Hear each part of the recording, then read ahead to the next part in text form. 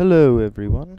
I am excited because, as you can tell by the lack of annoying noises and the sound here, I got my microphone today. Woo!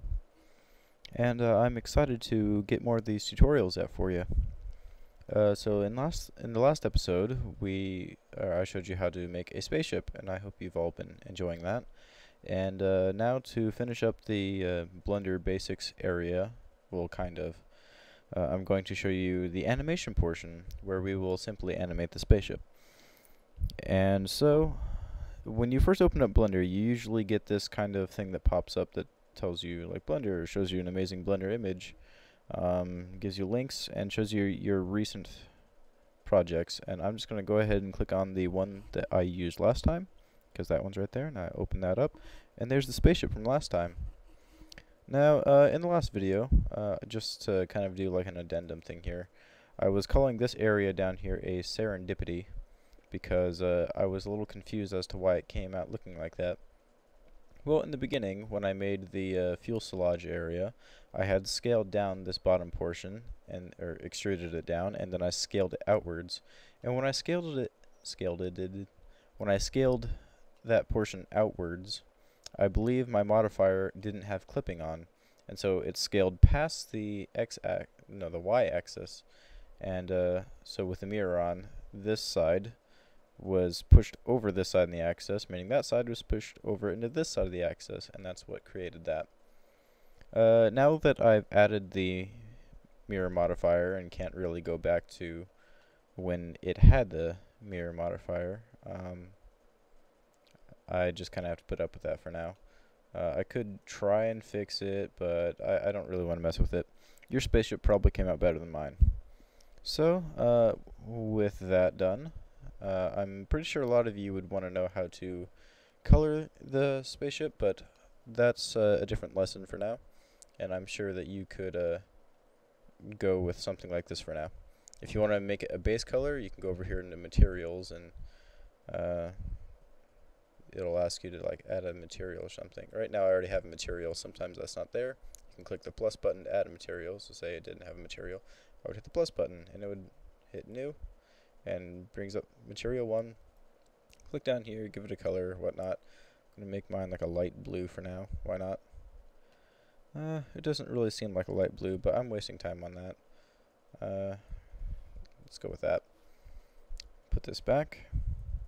And so in this project for modeling, or not modeling, but animating the spaceship, we did one other thing is we also added in a planet. So in object mode, I'm going to add a UV sphere. Bring it out this way. It's kind of small. Scroll up here and smooth it. Scale this thing way up. And the spaceship is kind of an important aspect in the project as well. That's too big. I'm going to do kind of an illusion here and make it look less, well, never mind. I'm going to hit new and give that a blue-ish kind of thing. Blue planet. Okay. So now let's go back down here. When you are working with animation, you are mostly working down here in the timeline. I keep mine kind of small because I'm used to working with it. So down here you have a green line that represents what frame you're on. There is a starting frame and an end frame. Right now, the default for Blender is having 250 frames in one project.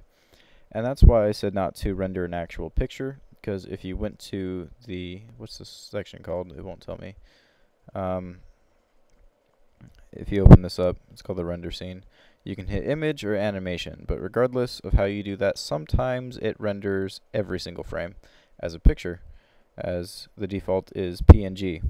So you would have 250 pictures of the same thing. But we'll worry about how to actually render that as a video later. So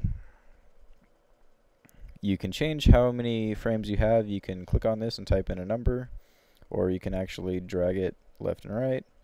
But it doesn't really matter at the moment. This shows you what frame you're on. You can kind of go through them like that to be more accurate and precise. So first thing that we're going to do is go to frame 1. And then we are going to position our spaceship where we want it to be. And I'm actually going to rotate my spaceship 180 degrees because I want my planet on the left. That's how it was in the actual project, but don't worry. I could have just moved the planet over. That probably would have been easier. And I'm going to hide this lamp for now and hide the camera for now by pressing H, as in horse. And let's see. Move this out this way a bit and push it further back that way. Okay. So now what I'm going to do is, with the green line on frame 1 and my spaceship selected, I'm going to press the letter I, as in invisible. Just throwing a random word out there. And here is your insert keyframe menu, and you have many different options, but what you are mostly going to be working with is your location, rotation, and scaling. You're going to actually click all three of them. So I'm going to click location, then hit I again, and hit rotation, and then hit I again, and then scaling. And you'll see down here in the timeline there's been a yellow line created. I wish you could see me pointing at it. This line represents that there is information stored on this keyframe. Anything between two yellow lines is Blender doing a motion tween, pretty much. And let's see. I could go into the long process, or my long spiel, on how animation works, because I've seen many people who don't understand what animation is. Animation is many frames being played back to back, giving your mind the illusion of movement, basically. And I've seen people try and make videos where they say they're like doing a stop motion. On my old channel I had a popular stop motion, and people wanted me to check out their amazing stop motion when actually it was more of a slideshow, and that always kind of bugged me. They thought that they were doing a stop motion by showing one picture every 2 minutes, and I really had no idea what was going on, and the whole 5 minutes consisted of like 3 pictures and end credits, and so you have no idea what's going on.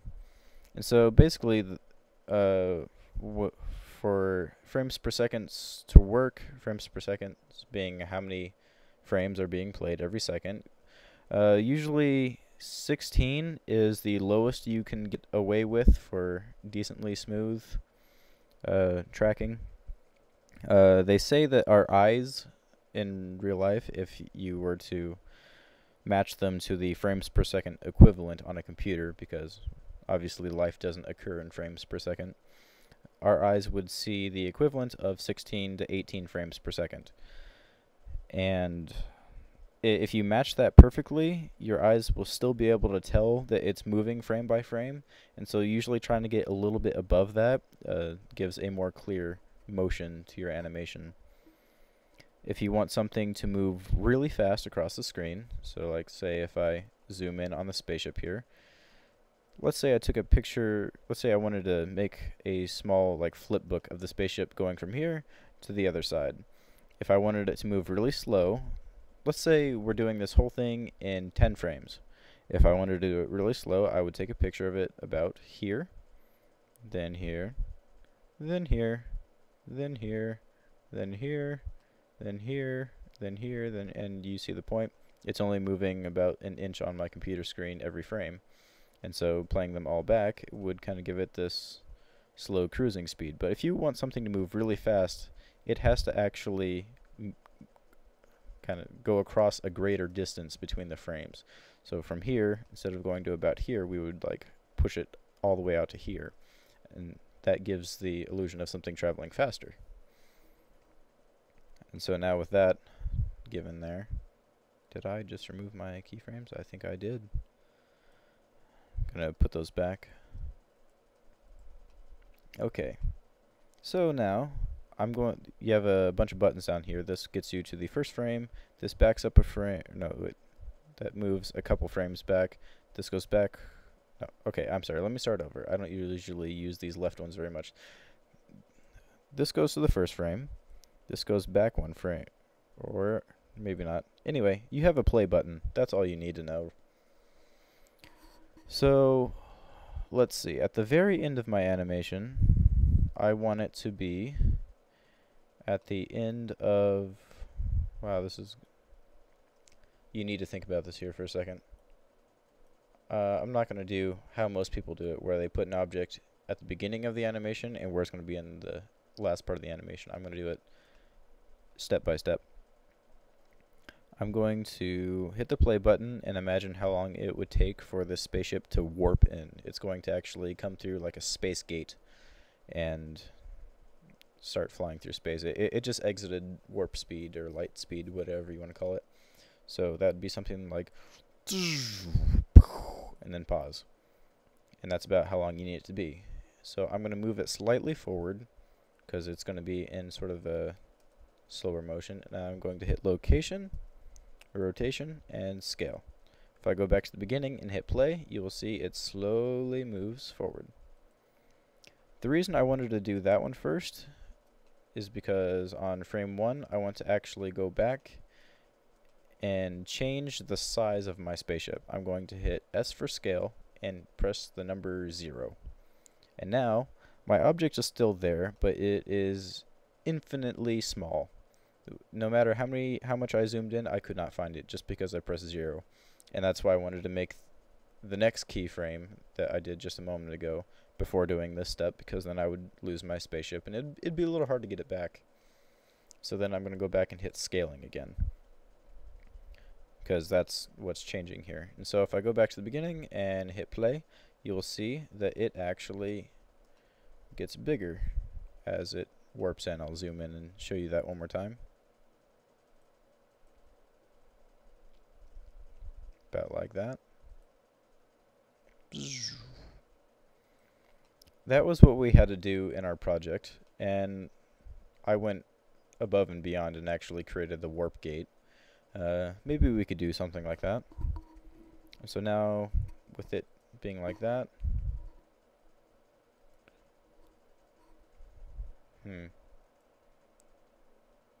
actually I want to bring it much further forward, because if you're exiting light speed, you're going to be going a little bit fast.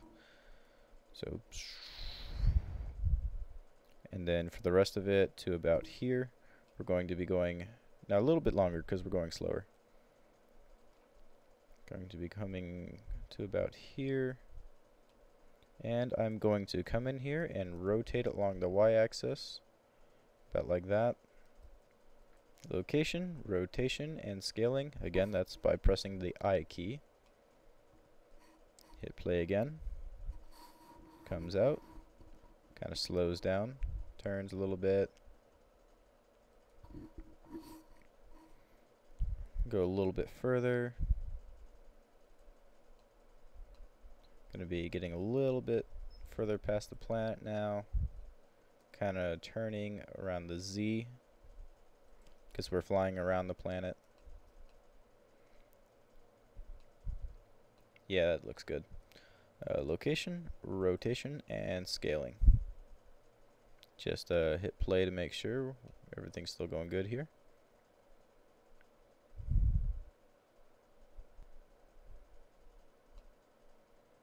It seemed to speed up a little bit there. From here, it was kind of moving in a slow motion, and it's kind of sped up a little bit and then slowed back down. I can go over what that's about in just a minute. We can fix that, is basically what I'm trying to say.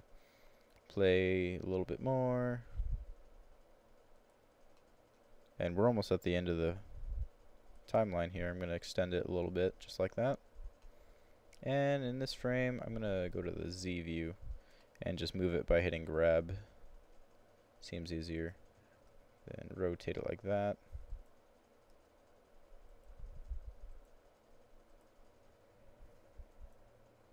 Go a little bit further.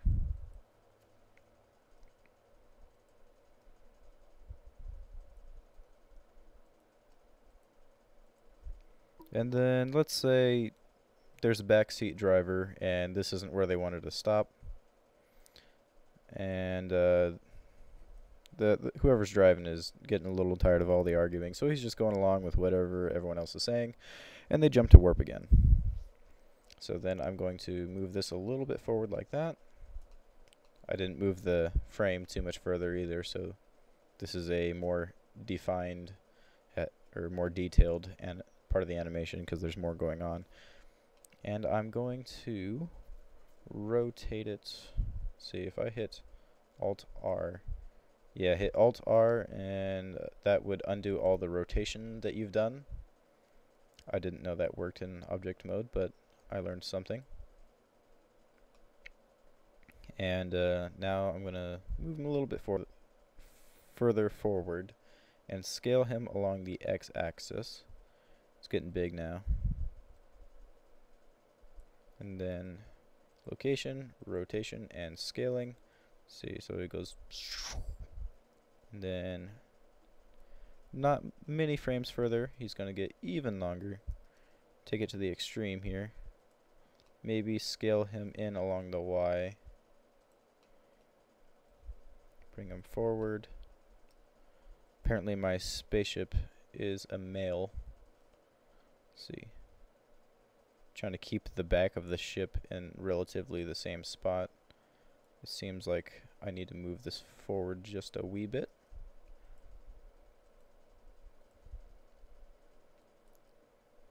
Just flying around. And warp speed. And then very quickly he's going to disappear. You can see the distance between the frames here are getting much smaller. So on this frame he's going to actually just get small like that. Maybe scale him in the X again. And he's going to be way out here. Actually, I'm just going to hit scale 0 again. Location, rotation, and scaling. And he goes, and he's gone. So that looks pretty nice to me. Let's go ahead and watch it like this.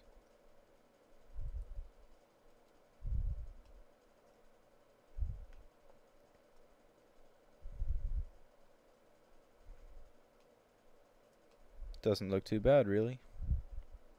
There are some parts that are slower, and the kind of reason that's doing this is it's doing linear movement. It's kind of hard to explain what that means. If I click on this down here, similar to as how you can click on these areas here to change what everything looks like, I'm going to go to the graph editor. And actually, I'm going to go back to where I can click on my ship again. And here you see a bunch of lines. These lines are complicated, but once you get to know all this, it gets a lot easier, and even I'm still trying to learn it all. Let's see. To be honest with you, okay, good, I do remember. So I'm going to go ahead and hit A to select everything and make sure all the lines are there, and I'm going to press the letter T. Let's see if I get that grease pencil out for you. T. As in tubular. I'm going to press T. And you have three different options. You have the constant, linear, and Bezier.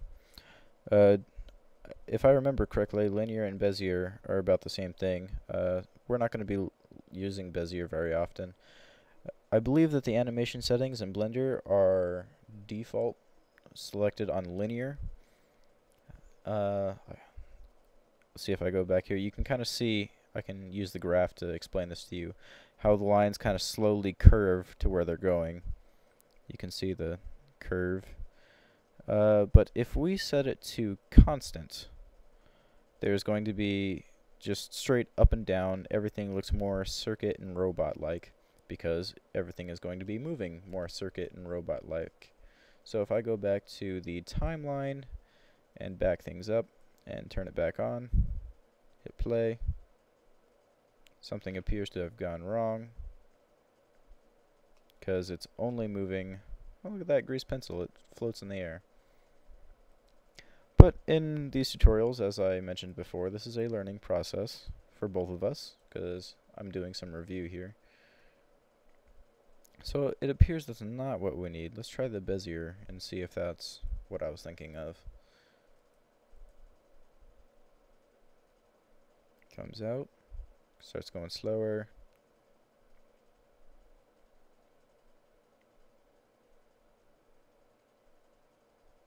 Yeah, this might just be some user error, I guess. That happens sometimes. But I showed you a neat thing to do on here. That was the image editor. Graph editor. Now it's playing and I can't get it to pause. Timeline. Pause. Graph editor. But I will look into this for you and get back to you on this. Because honestly, I don't remember this quite so well. I really didn't think constant went like that. See, if I click on this line, is this what I want? No. This point and this point and hit constant, it makes a straight line, or at least I thought it did. Constant. No, that's not the line I want.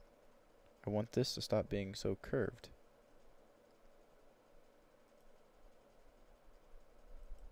I'm sorry.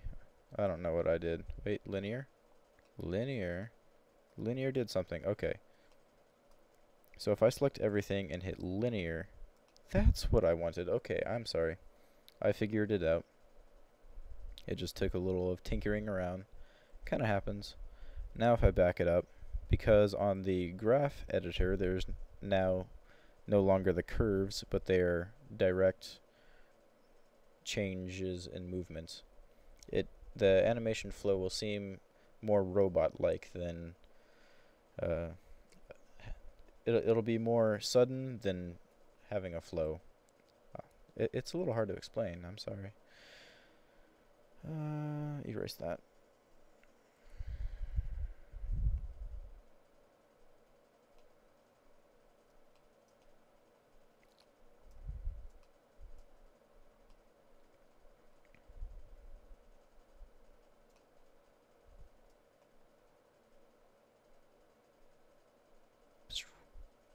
Okay, now that that's over, we're going to do the last piece.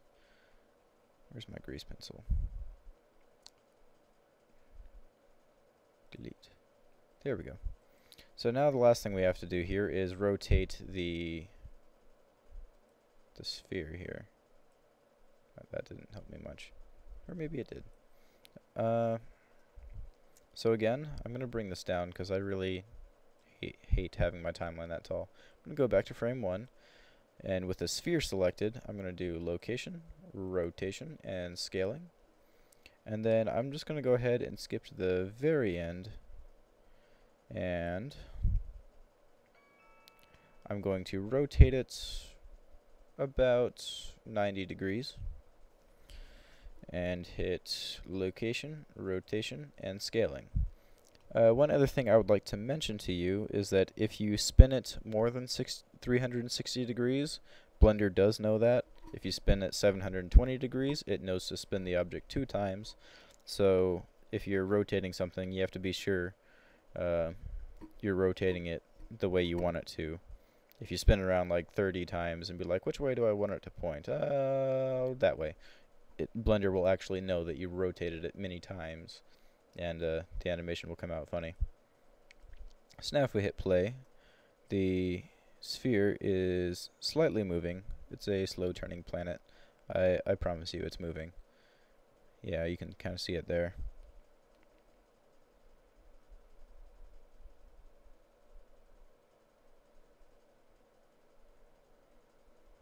And there it goes.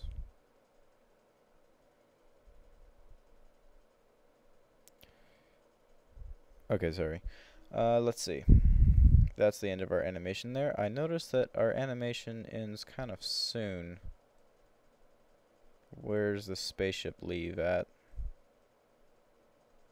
Alright, about there on frame 338. So let's go ahead and make the end frame 388. Sorry. Hit enter. There we go. And location, rotation, and scaling. I think I deleted a keyframe there, so I had to do that again. Let's check and make sure it's still spinning. It's playing, and it's just barely spinning. So yep, we're good. It's all good. So now if I hit Alt-H, we can bring back things like the camera and the little lighting thing. I'm gonna go to Z. I'm gonna scale up the camera so I can see it better. I'm gonna show you one more interesting thing before we wrap up here. Up at the top right of every single area that you have here, you have one right here, you have one right here, you have one there, and there, and there. If you click it and hold onto it and drag it out this way, you will actually create a new window to work in.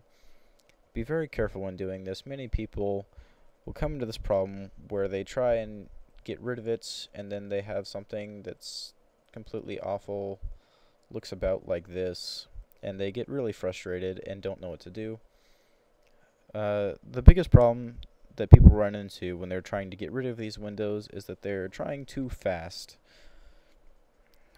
My phone's messing with me here. So they're trying to work with it too fast, and just to get rid of it, you simply click on one of those, hold on to it, and try and push it into the next area, or the area that it came from. Basically, you pulled it out of its regular area, and now you're going to try and push it back in. So if I select this one here, hold on to it, and push it this way, you'll see that a tiny little arrow came up. It's kind of hard to see, but then when I let go, it pops back in just like that. Now if I click on this and try and drag it up, that's not where it came from, so I can't do that. If I click on this one and drag that up, you see that section got darker except for the little arrow. I let go. Do that again, and again, and one more time. We're back. It's very important to know how to do. So, in this section here, on the right side, I'm going to press 0 on my numpad key to go into the camera's view. And over here, I'm going to have the camera selected and move things around. I'm also going to go back to frame 1. And, let's see, spaceship. I'm going to go like frame 40 here so I can find the spaceship. Go over here. I'm going to grab the camera and move it along the Z. So that's about where the spaceship is coming in from. It leaves the warp right about here, so I'm going to move the camera back. Rotate it a little bit more. Go down maybe. That was too much. I'm going to zoom in here. Rotate the camera so it's looking forward. Okay, so now when it comes in, pew, just like that. That's what I'm looking for. Go back to frame 1, and just as any other object, with the camera selected, you press I, do location, rotation, and scaling. Scaling doesn't matter so much on the camera, but why not? Go ahead and hit play until I want the camera to move to a different position. I'm going to stop it right there, hit location and rotation and scaling. So everything in between those two frames will be exactly that. And then as the spaceship flies by, I want the camera to turn with it. So I'm going to turn the camera this way. See, then hit location, rotation, and scaling. That wasn't enough scaling.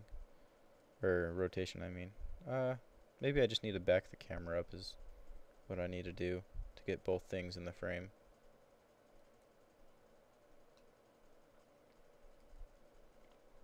About like that.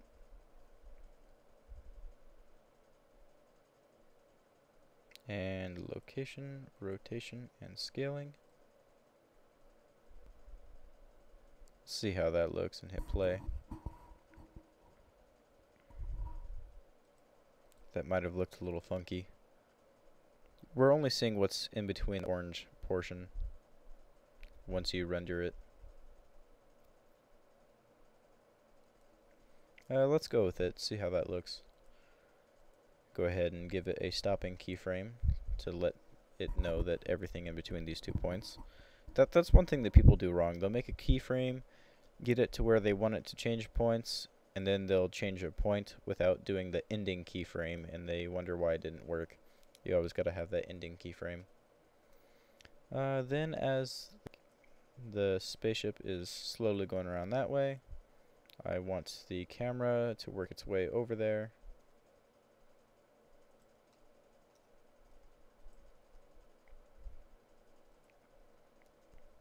Now we got a little too far away.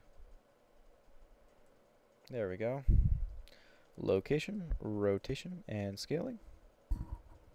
And go back a bit. Camera's moving.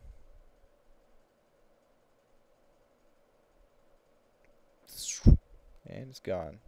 So I'm going to go back there. Actually back it up just a little bit. Move it. Where am I? Right there, possibly? I think that's what I want.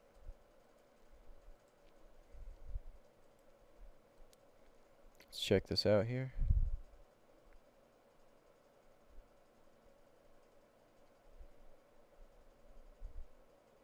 Perfect. Let's see. A few more details that we can do. So obviously, you just move the camera around where you need it to, and kind of do this 3D view and camera view at the same time is always very helpful, very immensely helpful. I would hate working the camera without it, actually. I'm going to go over here and hit this tab that says World. If I remember correctly, you can select this that says Stars. It puts stars in the background. It's at the bottom of the World tab. Good to know. And let's watch the whole thing through. Spaceship comes into view.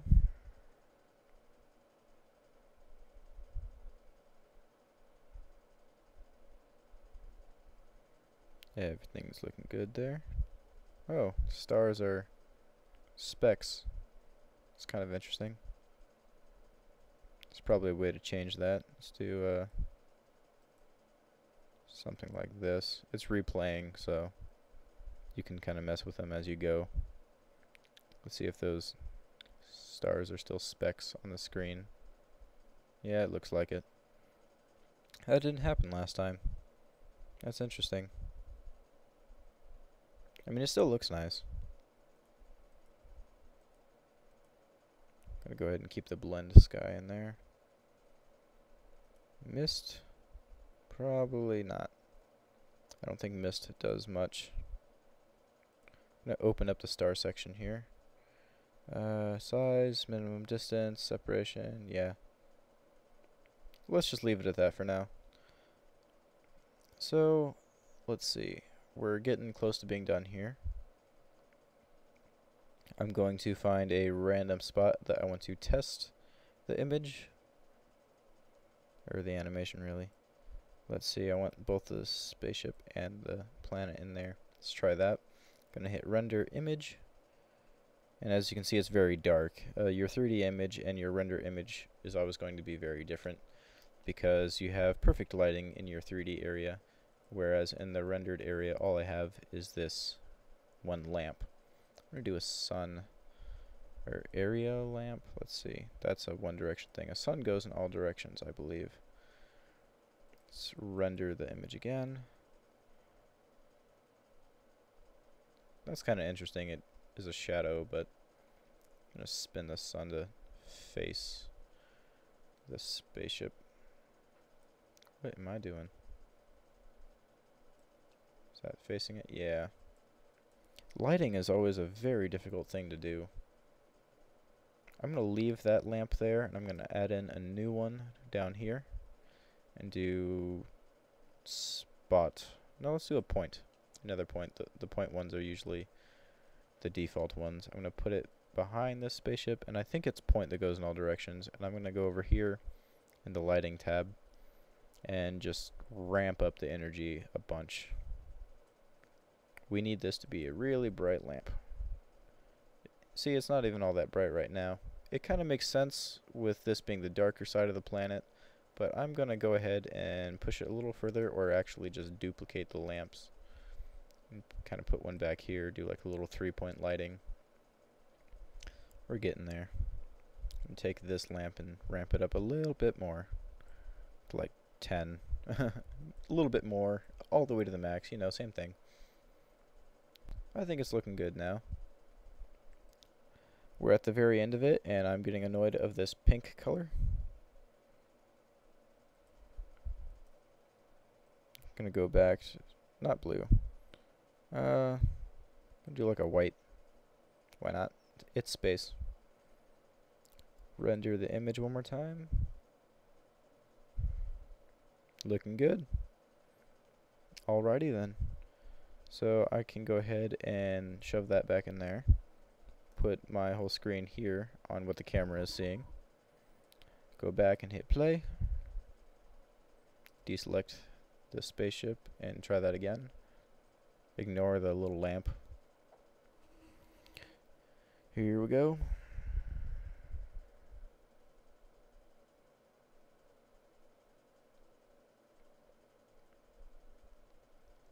You know, for first animation, not too bad. But obviously there's many places that could be fixed, and I trust that you have learned enough to be able to fix them yourself if you're having the same sort of problems. It's mostly the camera angles that aren't very good here. They were done pretty quick because this video is getting kind of long. I apologize for that. So yeah, that's pretty nice. It's a little hard to tell that the planet is spinning, but that's mostly because it's one solid color. But that'll probably also change in the final rendered result.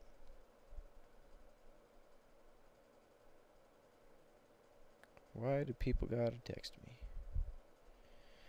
Okay, so now I guess it's time to show you how to render it.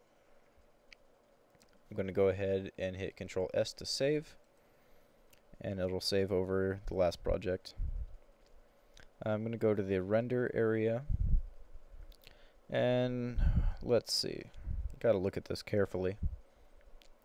The resolution, 50%, I'm going to put that up to 75, possibly.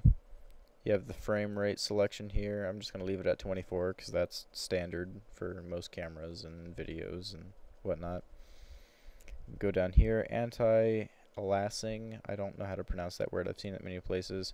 The higher the number, the better quality. Let's go ahead and try like an 11 or something. Don't know what that is at the moment. Motion blur, we can leave that alone. Shading. Yeah, it has all of them there. Performance. Looks good. Looks good. Don't want to stamp output. This is also very important. This is where your video is going to save. So I'm going to go ahead and open up this area. And I don't know what it's looking at here. Really don't know what all this is. But I'm going to click on desktop. Over here. You can add bookmarks, and it shows you recent places and whatnot. And then up in this one here, I'm going to give it a name. Going to be spaceship tut render 1, something like that. Long name, very descriptive. Why not? I'm going to hit accept, and now it knows to put it there on the desktop. And I'm going to change this PNG to, this is always what goes wrong with me. The problem with the, you're going to do one of the movie options, not the picture options. They're all used for different things, all have different file sizes, and they're kind of hard to work with sometimes. I've heard codec is good, the RAW is a big image, the MPEG I have trouble with sometimes. I'm going to go ahead and do AVI RAW. It's big, but I know it works. Baking, don't really want to bake things right now. Not feeling too hungry. And it knows that it's going from start frame, frame 1, and end frame, frame 388. And then you go ahead and hit render animation. And you'll see this nice little thing come up that shows you the picture rendering process. Or it renders the whole movie frame by frame. You can see what frame you're on down here. Blender does this nice little loading bar thing on Windows 7. You also have this bar up here, I'm actually a little surprised at how fast this is rendering, considering I'm recording, have like 8 tabs open in Firefox, a folder, Sony Vegas for recording my audio because Hypercam doesn't catch it as loud. So I'll have Skype up, and Blender is a massive program by itself, so I'm a little surprised it's going this fast. This is looking good. Here comes the spaceship. And so yeah, basically you wait till that's done. When it's done, you hit escape and go find it on the desktop. And that probably concludes this tutorial. If you want, you can post your rendered results to YouTube and go ahead and put it in the comment section below, kind of like, you know, one of those video responses, and I'm sure we would all love to see how yours came out. Probably better than mine. And thank you for watching, and what we're going to do next is get started on some projects. Probably like I wanted to say Roblox again. It's not Roblox, it's Minecraft. A Minecraft project, possibly a MMO replication project. Basically, you take something from your favorite online game and recreate that. In my case, I'm probably going to do RuneScape, because that's my favorite at the moment. Along with that, we can try and do some real life stuff, possibly the Pokemon thing. Got a secret project going too, so you might all enjoy to hear about that one day. It's kind of a big project though. Very happy about it. So I hope your rendering goes well. If you have any trouble, go ahead and put that in the comments or send me a message, and I will do my best to answer it for you. We're both learning this together. I just have a little bit more experience than you, and one of the best ways to learn something is to teach it to somebody.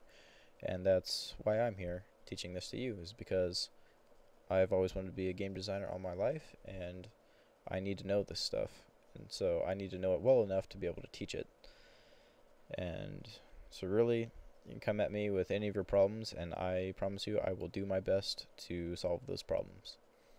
I hope you enjoy these. Let your friends know about my channel if you think they would be interested in any of the things I do, such as gameplays, let's plays, the 3D tutorials. I'm going to be doing some sketching, some talk about 3D animation and game design.